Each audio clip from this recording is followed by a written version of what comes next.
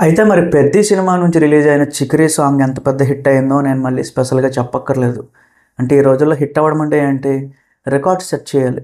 అంటే 'ఏఆర్ రెహమాన్' ఒక outdated director. నేనే తక్కువ అంచనా ఏశాను. బట్ బుచ్చిబాబు ఏంటంటే ఎలా వాడుకోవాలో అలా వాడుకున్నాడు. 'జానీ మాస్టర్' కూడా ఈ మధ్యన ఔట్‌డేటెడ్ అయ్యాడు. సో, మన 'గేమ్ చేంజర్‌లో' కూడా ఒక మంచి స్టెప్పులు పడలేదు. ఇక్కడ పడింది.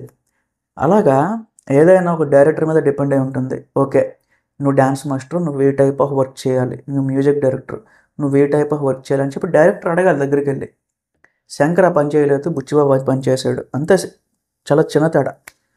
పక్కన పెట్టండి. బట్ ఇప్పుడు మాటల్లోకొస్తే 'పెద్ది' నుంచి రిలీజ్ అయిన 'చికిరి' సాంగ్ అయితే ఈరోజు తెలుగు లాంగ్వేజ్‌లో ఓన్లీ తెలుగు లాంగ్వేజ్‌లో 65 మిలియన్ వ్యూస్ అయితే కొట్టింది. దాంతో పాటుగా 1,000,000 లైక్స్ అయితే కొట్టిందనమాట.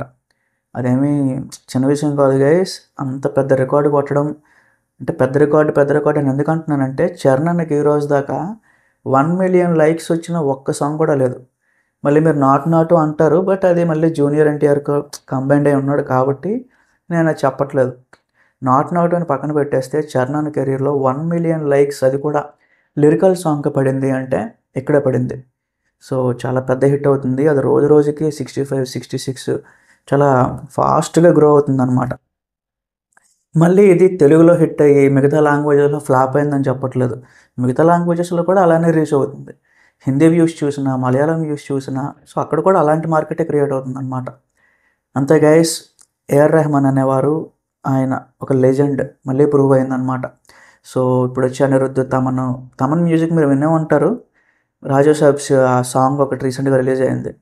నేను విన్నాను. ఫస్ట్ టైమ్ విన్నాకే చాలా ఘోరంగా ఉంది. మనం వినలేదు నేను తర్వాత. అలా చెప్తున్నా. ఏదంటే ఇప్పుడున్న జనరేషన్‌కి ఏదో సాంగ్ ఫాస్ట్‌గా ఎక్కాలి.